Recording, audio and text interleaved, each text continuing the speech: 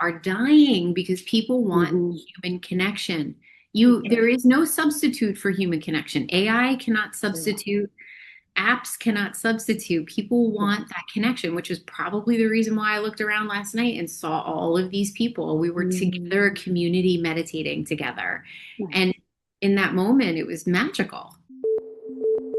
Hello, my name's Naranjan, the host of Master of Your Crafts podcast, learning from leaders who are continuously inspired, passionate, and driven to align with their soul purpose, sharing their gifts to bring healing to others. The music is composed by Rebecca Everett.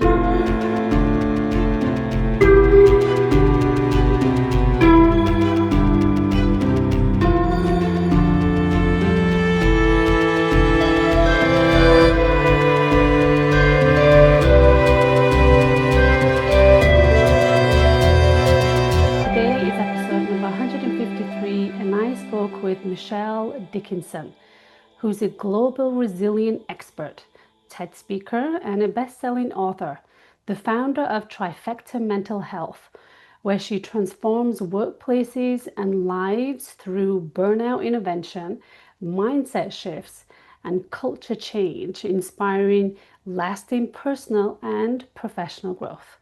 Enjoy this conversation. Hello and welcome to Michelle. How are you, Michelle?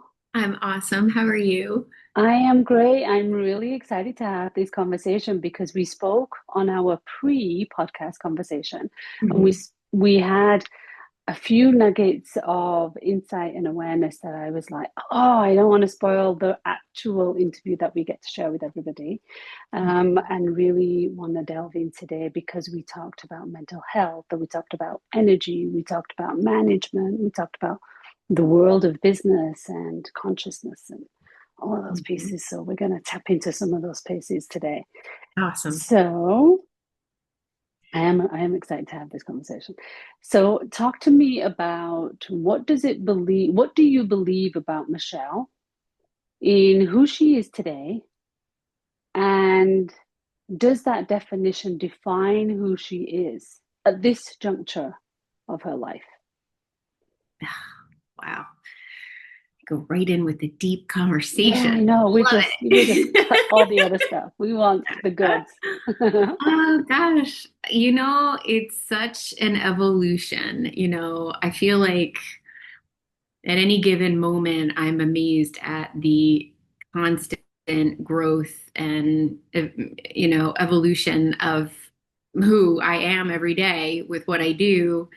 But yet I know there's so much more, right? There's so much more to unpack and to realize. So who I am, I like to just call myself someone who wants to be used as a conduit to help other people on their journey. And when I do that, I get to also continue to help myself evolve and grow and expand. Yeah, I love it. I love it. So you say that with a sense of softness and with a sense of deep compassion, I want to say, for yourself, as you should. But yet, your work is very, I want to say, masculine. It's very action structured. Let's go. Let's da da da da da. Yeah, yeah, it's How, true. I mean, how do you get to balance that? I think, when I started to do this work, I really listened to what people needed. And we live in a world where people want hacks, people want Mm, concrete things to do differently because they want mm, different results. yeah, So that is why we focus on you are what you think and you are what you repeatedly do, right. because it gives them an access to do something a little bit differently. Hmm. So. Hmm.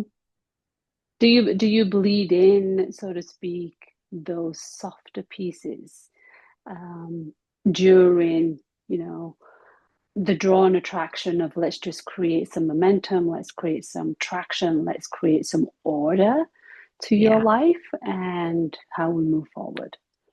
Yeah, it's so funny because when I do, um, get to work with people, the first thing they want to do is proclaim everything that they didn't do, that they said they were going to do. So the self-assault is normally like the first thing they go to. Yeah. Michelle, I know I said I was going to do da da da da da, and I only did this. And Mm-hmm. so I will always come at it from a place of grace and helping them have grace for themselves and not beat themselves up, recognize the progress that was made Yeah. and continue on because there's like no place for that. That's right. That's right. What took you on this track to do this for others? It's fascinating, I'm still unpacking that. My mother was bipolar, so I cared for her in my childhood. She suffered a lot. I had to observe a lot of her suffering. And I just, when I meet people who are in a precarious place, I immediately, my heart goes out to them because I don't want them to suffer and I want to support them and helping them realize what's next for them. So I think there's just this need and that I have to want to help people and not see them suffer, help them get out of suffering. Um, so there's that, but then there's the other piece of, why do I feel the need to do that? Right? There's that other bigger thing, big, You hairy know it. thing that I'm Mm-hmm. unpacking that at this age, I'm still unpacking. Why do I feel the need to help people? Yeah. Um, and so that's a constant evolution as well, like trying to figure Yeah. out that, right? Yeah. And that's life. Yeah. That's what we're here for. We're here to unpack a whole bunch of things that show up, and some of it we can see it coming down the road, and some of it just comes in left field, and we're like, oh, okay, all right, let's deal with this.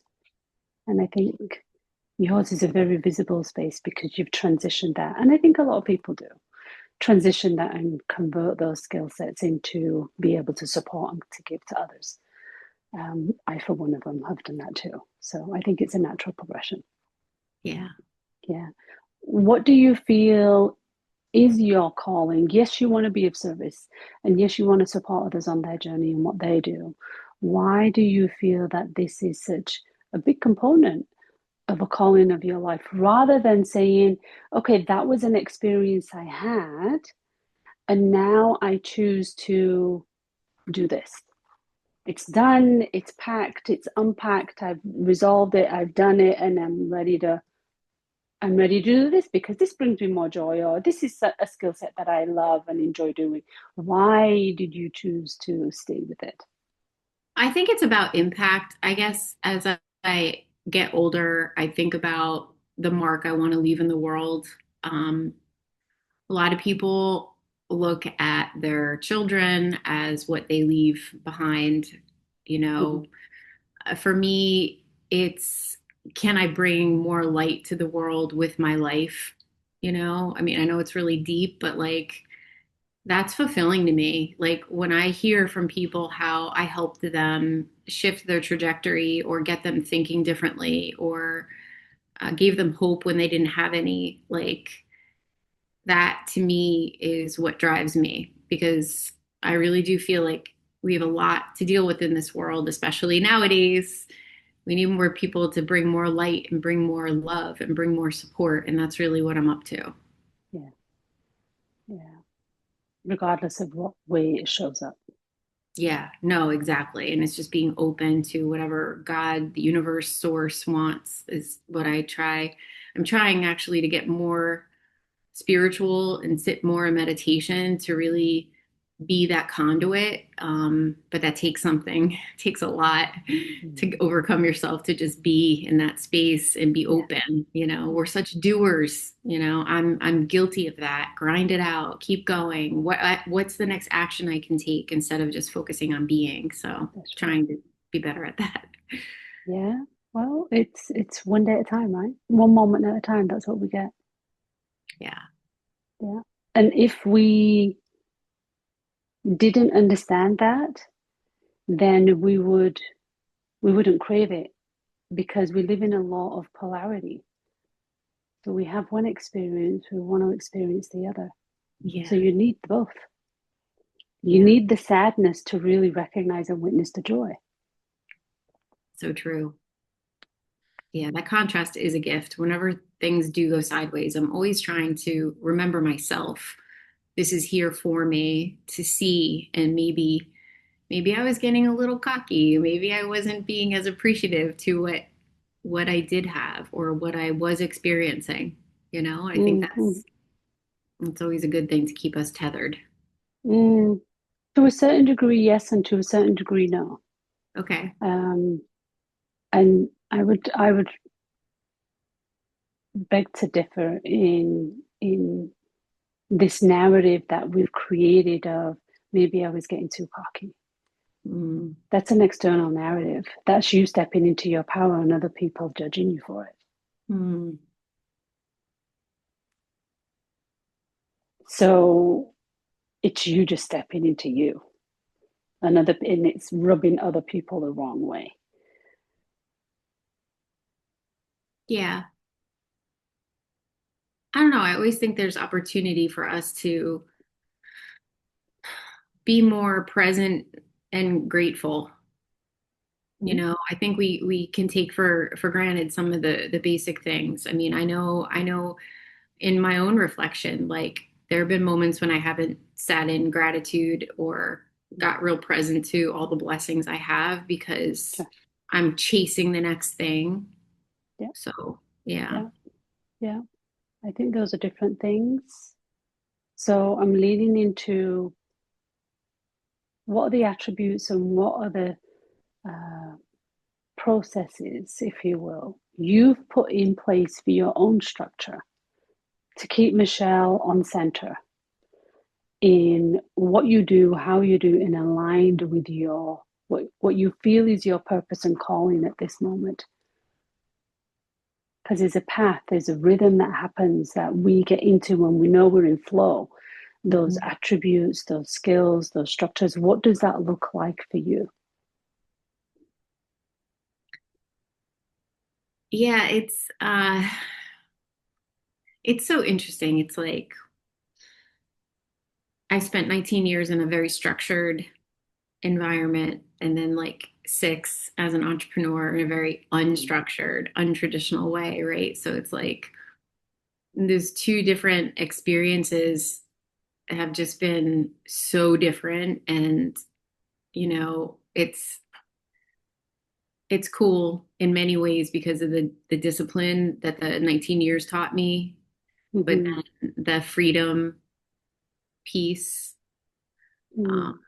so yeah, it's very interesting and it's also it can be isolating. So that's the other piece of being an entrepreneur. It's gonna be very isolating. Yeah, Got to force yourself to like go and be and connect. absolutely. It's a definitely a different personality trait, that's for sure. Yeah. That's for sure. Are there any other attributes that you would connect to? You doing what you're doing and aligning and putting Michelle in a position of here's what I'm to do. Here's what my day's going to look like. Here's my projection that keep you on track. Yeah, I mean, I have to work out. I have to move my body. I mean, Mm, for me, like movement is so important. It's yeah, like the thing that gives me oxygen in many ways. yeah, So it's definitely movement. It's definitely going to be gratitude and meditation. Those two things are really important for me. Um, I think having those, we can, it can set us off to have a better day because you fill mm, your cup, which is why I do it. And it's also why I encourage people to make that time for themselves. yeah. Being outside, trying really hard to get a bunch of walks in. Thank God I have dogs. The dogs Mm, require that I walk them. So I'm forced to get out and be in the good. sunlight, which is really good. Yeah, So those, yeah, those are probably the keys. beautiful. With all that you've done in terms of be it the personal hacks or um, being in a mindful place and bringing gingerly individuals in without it feeling too left field from a structure that they may not be aware of or Mhm. comfortable in. Mhm. Stepping into an environment, a structure, a language, a dialogue that when I'm not like that, I'm not built to be a yogi or a spiritualist Yeah. or do Yeah. all that mind stuff. I don't even want to go to therapy or Right. those spaces. Yeah. How do you get individuals to come to the table? It's so funny. If you asked my business partner, Heather, she would brag about the fact that I have had a pretty successful impact in getting people to just be open to the concept of meditation, Mm-hmm. right? Because it's like this airy fairy thing out there that, Mm-hmm. like you said, yogis do, right? That's Like, right. how am I going to do this? I have too many thoughts. My mind is extraordinarily busy. But it's Yeah. true. I mean, I think when we can serve it up to people in um, bite sizes, have them experience something, even if it's just 3 minutes, they slowly start to see how it can positively influence their life. And it's not just about preaching about, oh, let me give you the litany of benefits that you'll experience physically and mentally. Like, Mm-hmm. that's helpful, but like, there's nothing like trying it on. So I have a way of being able to reintroduce it to them in a way that it's palatable and that they give it a shot to use as a tool in those moments, whether stress or, overwhelm comes in, or Yeah. they just want to take time for themselves in the morning before they busy themselves. All of um, those little things. So I think, and one of my proudest moments I will say is getting truck drivers to meditate. Like, we're talking like people that have never would have thought to do it, but to get them to experience the sense of peace that comes with just trying it on was Mm-hmm. was pretty cool. Yeah. But you think that would be a meditative role? Oh yeah. Yeah. You You know, just try them. yeah. Yeah. Not for me. Yeah, no. I Yeah. can't read it. Like, because I've heard it all. That's also my advantage. Like, I've coached like 7,000 hours of listening to people tell me all the Mm-hmm. reasons why they've tried it. It doesn't work for them. They're Right. special. They're different. Da, da, da. I've heard all of it. Yeah. So I know where they're going to come from, and I gently challenge them. That's all. Mm. That's all it is. Mm. Gently challenge them. Um, do Deepak Chopra's 3 minute meditation on YouTube. Yeah. Just try Yeah. it. Yeah. Do you think there's been a misconception, even let's say if we go down, expand that topic of meditation, is it a misconception, a misunderstanding as to what it is? Because my dialogue with individuals is, I can't empty my mind. It's never blank. There's lots of things going on in there. It's just not going to happen. I'm like, it's not supposed to. But people have this notion of we flip the lid and it's meant to be empty. Yeah. Yeah. Or the only way they can reap benefits from meditation is being able to sit in the lotus pose in a completely quiet environment, and they have to do it for 20 minutes, and they can't sit for 5. Right. Right? Instead of, no, you know what you could do? You could go park your car in a parking lot at a park, turn the engine off, put your earbuds in, and do a 3 minute meditation in your car. Yeah. Making it accessible and shifting their belief about it, I think, is the first step. Right. Right. The one thing that kind of just triggered a thought as you said that is, for me, it would be perhaps challenging individuals is to go and sit in your car, wherever it is, at a park, parking lot, whatever. Outside in nature would be a little bit more interesting, I think. And turn the engine off and listen and observe. Mm, Observe the bird coming in. Observe the flowers and the tree petals dancing because of the wind hitting them. yeah, Observe the couple, observe, and watch, and just become more aware and notice what you notice. yeah, because we can get into such a place where we've got structure, Yeah. got to do, we've got forever checklists, Yeah. and we've got to be somewhere and that.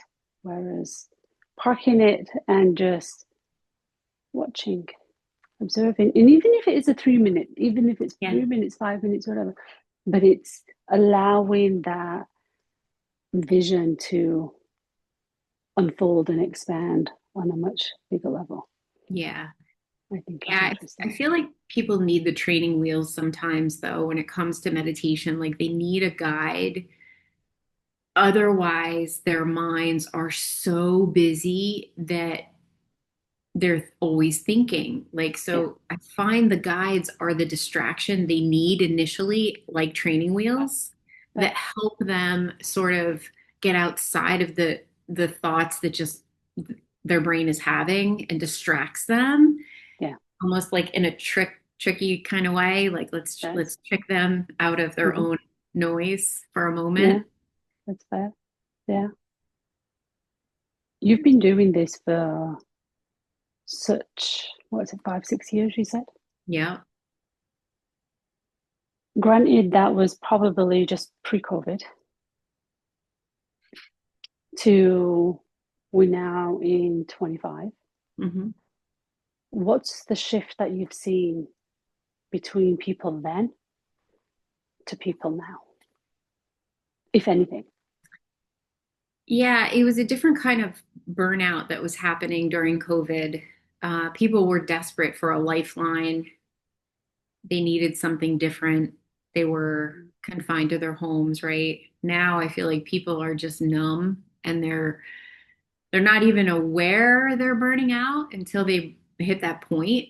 And then they're like, oh, I should pay attention because they just keep going, right? Like most people, it's like the frog in the water. The water temperature keeps getting turned up, and before you know it, they're like in full on, Right. burnout. So I think that forced awareness of being confined in your home in lockdown during COVID created a different need than there is now. I think now people are they're just going. Combine that with the job market. I think people are doing what they need to do to maintain their life and not realizing the impact it's having on them. Mm-hmm. If you were to offer one piece of advice for individuals, what would it be?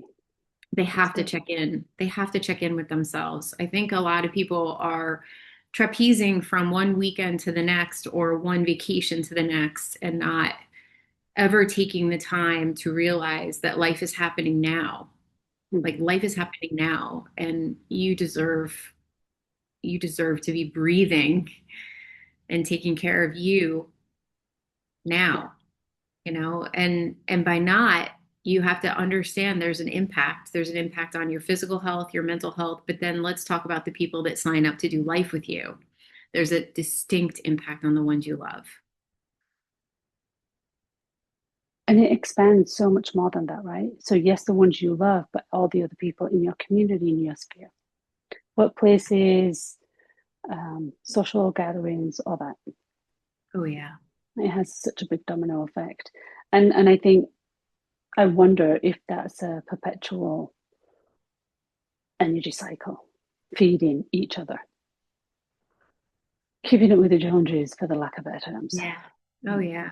Yeah. Yeah, I mean, I just like, you talk about observing, like I just was observing earlier, like a woman having a phone conversation at a coffee house on her cell phone and like the abrasiveness of it. I was like, wow. Mm, I don't know. It just got me thinking, like I don't think the world should be, is supposed to be rainbows and sunshine all the time, but I guess that interaction, I think about the ripple effect of that interaction, like what's she left feeling? What's that person left feeling? How's that going to influence her day? What is she going to do to help herself get out of that residual yuck of that exchange? How is she equipped to be able to help herself, or is she going to bring that with her when she goes home tonight to her family? So it's like I think about those little interactions and little experiences and how they mm, affect us. mm, mm. We can often be in stages and places where we observe others and we can see the writing on the walls for other Yeah. people, Yeah. but we miss our own stuff sometimes. Oh, yeah. So, what's your process to stay in alignment so you don't miss your stuff? I feel like, I've been listening to a lot of David Guillaume lately. I Mhm. mean, he's just been such an incredible teacher. Because I'm always trying to learn from some of these leaders. And I think, for me, it's catching myself when I start to experience fear. It's catching myself when I start to experience lack, and like acknowledging where that's coming from, because that would then dictate action, right? So if you are not coming from love, if you're not coming from abundance, you're going to come from other emotions that are a lower vibration that will have a different action, right? So I always like, I'm trying to be really acutely aware of like, okay, I'm about to do this. Where am I coming from? Am I coming from love? Am I coming from abundance? Or am I coming from utter fear? Right. So, and what do I need to do to be more coming from love? Well, that requires that I do sit in the meditation. That requires that I do connect to source, that I do connect to my inner self, that I do find more peace within myself. I mean, because that's where it all starts. Yeah. Yeah. You talked about having a very structured career, and then you chose to go independent as an entrepreneur and live in this version of life. Mhm. What was it that took you out of that structure? Oh, I was pushed. I would have never left. Okay. And here's an example of life always happening for us. I would have never left. I would have stayed there until my career came to a close, right? Like until I was Mm, older. But my position was eliminated in a restructuring and I was at a crossroads. right. Um, and so it pushed me to do something I would have probably never done, um, because I was at that moment where I was like, if I don't do it now, when am I going to do it? Am I going to wait until I retire and try to do this? So it was like the fledgling pushed from the nest to go and do the thing that you have in your mind and what's on your heart. And it was, I want to make a bigger difference in the world. And I want to do my own work to make that happen. Mm, So yeah. Which I imagine amplified even further with the experiences you have or have had with your mom, yes. right? Because I'm a firm believer of people, places, and things will come into our sphere and we interact and engage with them for a reason.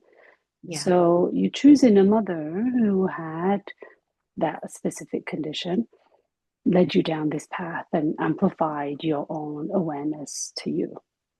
Hmm. Oh, for sure. Yeah, yeah. So then the ripple effect happens, right? To how courageous can you be in expanding that knowledge, the wisdom, your beingness to on a to a greater level. What does that look like and how can that actually unfold? And for you, it unfolded in many ways beautifully, thankfully, because I get to have this conversation with you. Hmm. Not only as a TEDx speaker, but also somebody who's taught what 5,000 hours of research that you've done in coaching, so to speak. Um, it's amplified it so much that you can crystallize, I guess, to a certain degree, is what is it you're delivering much more acutely. Yeah. Oh, for sure. 100%. Um, I Yeah. always say the work I get to do every day is a way for me to keep my mom's, uh, I guess, her ever present. I do this work because of her. I do this work because of what I lived through. I do this work because the TED Talk and the book were all based on my experience with her. So Mhm. I celebrate her by being able to do what I do. And I'm grateful for that. Yeah. Yeah. And that's the power, right? The power of influence. But I think it's a different kind of power that we have that nudges us and guides us when it comes from our mothers.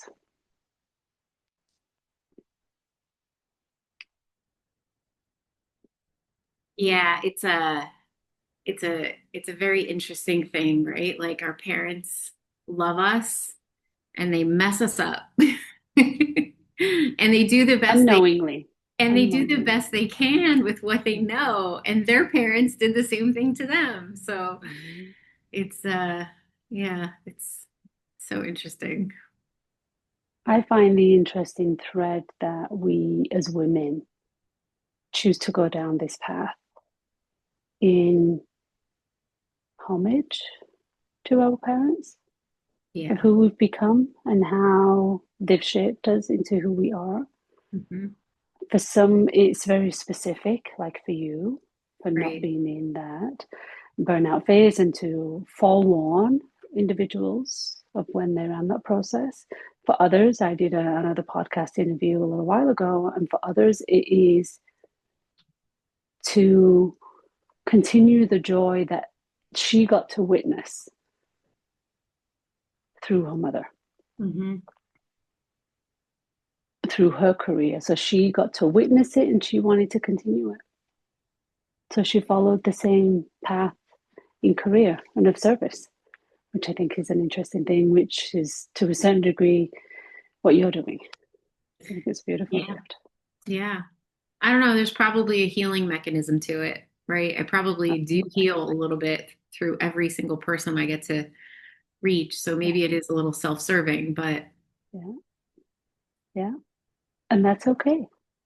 And that's okay because when we give to those who are a little bit further behind on the line, mhm, that's okay because we're still serving them.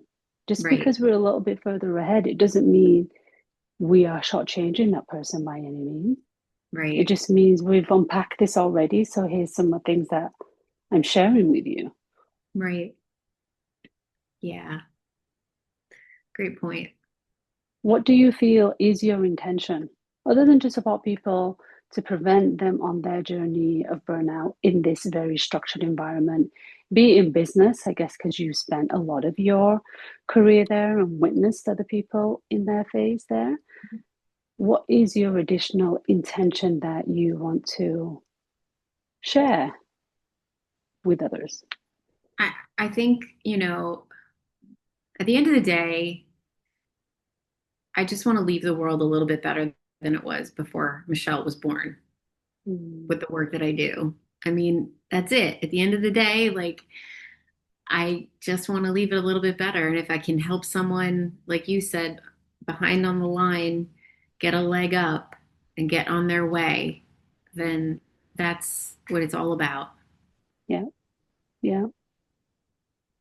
But then what if, Michelle, I said to you, if you went into the service industry and you just smiled at every single customer that you served, Hmm.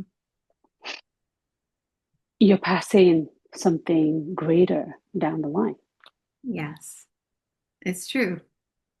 right? It's still the same thing. We drive It's our light. cars, we go Yep. to places, we stand in grocery lines, we stand in lines for one thing or another, and person behind you, person in front of you, the person who greets you to serve you, Yeah. you greet them with a smile. Yeah. Is It's so that enough? easy. Yeah. That Well, could be enough. it could be. Absolutely. Imagine if we all did that. What a world we'd live in, right? Like the gift of our smile. Absolutely. Yeah, very Amazing. powerful. It's very powerful. Yeah. So what's next for Michelle? Keep going. Mm-hmm.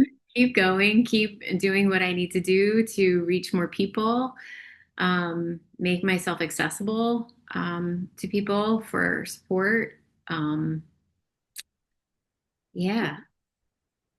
Is there a certain industry that you have focused in as you built your career and your time during this phase, or I am finding it fascinating. I have a clinical therapist who comes to me to help them make sure they have balance in their life. So I don't know, I'm being like I feel like a pull to want to help the helpers, to want to help the very people that are helping people. You know what I mean? Like I feel like they need to be reminded they have to take care of themselves, as fundamental as it is. But like this gentleman on the brink of retirement wants to create more balance and fulfillment in his life and not neglect his patients. And so it's been such a joy to help him do that and see how he's shifting his day-to-day experience. I don't know. I feel like there might be something there to help clinicians be more impactful with their patients and help the clinician. So I think that's something that I'm sort of excited to see where that all goes. Yeah, because then it has that beautiful domino effect, right? That ripple effect out on Absolutely. on on such a grander scale, which I think is going to be Yeah. really exciting. Yeah. What keeps Michelle in balance? I know we talked about workout and things. Is there other things that keep your curiosity and your pencils sharpened, as they say, so you continue to grow and evolve as bring other people down the line?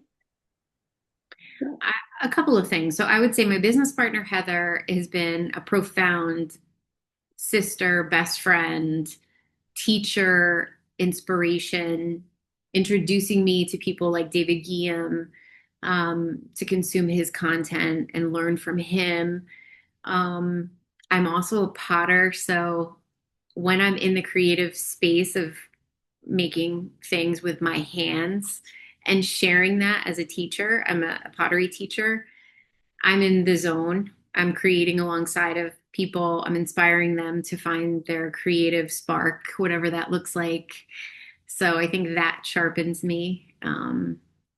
Connection with my friends, connection with my gym mate. Like we keep each other accountable. We just want to. We both aspire for level 11 life. Like what does that mean? That means we keep we keep growing and learning and expanding and challenging. So yeah, Yeah, it's exciting stuff. It's exciting, even though there's so much turmoil and so much conflict in the world.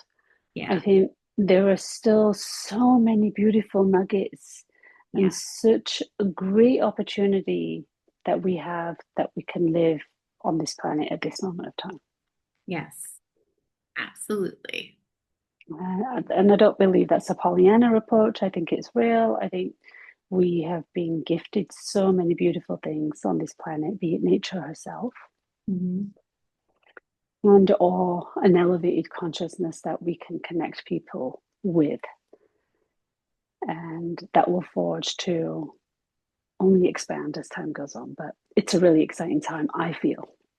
I have to agree with that. The one thing I was really surprised about, I shared with you before we went into the interview, was I went to a candlelight full moon meditation event last night, Mm-hmm. and I was surprised how many people came. I mean, in the community, like I think we people are looking for this type of peace and tranquility. And um, I think it's a beautiful time because if we did that probably 10 years ago, there'd be like three people in the audience, let's face it. But I think we're in a Yeah, different and more exciting time where people are yeah. open to it.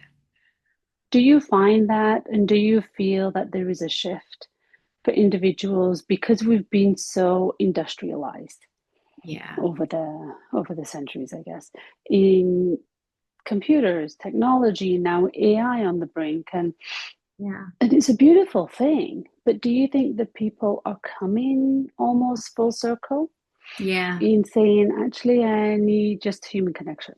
Yeah. That's all I need. Oh, for sure. I mean, one of the women that works with us was explaining how, for example, mental health tools that were all digital on your phone, Mm-hmm, are dying because people want mm-hmm. human connection. That's There right. is no substitute for human connection. AI cannot Yeah. substitute.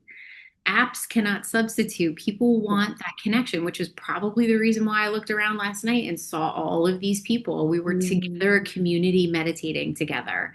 And nice. in that moment, it was magical. Yes. Yeah. I think there's a bigger craving for it, the Yeah. humanness, because I think I believe that new philosophies, new experiences will have its own life cycle. Yeah. What is it, 5 to 7 years? Yeah. And we're nudging onto the other side of 7 years of post COVID. Yeah. So I think that cycle is now completed and we're coming back to a place of a much more concentrated and focused, Hmm. intentional space Right. of human interaction and engagement. But you Yeah. probably see that way louder. Yeah. Oh, yeah, for sure. How is that dictated on a business level, I mean, I think,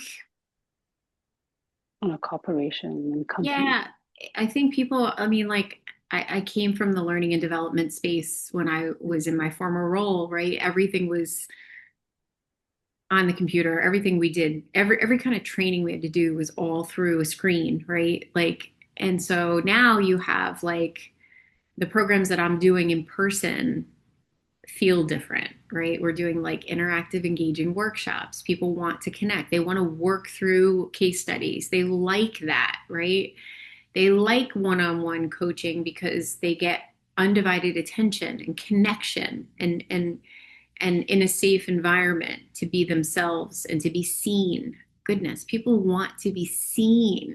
So I think that's key. That's key. Yeah, ultimately, yeah.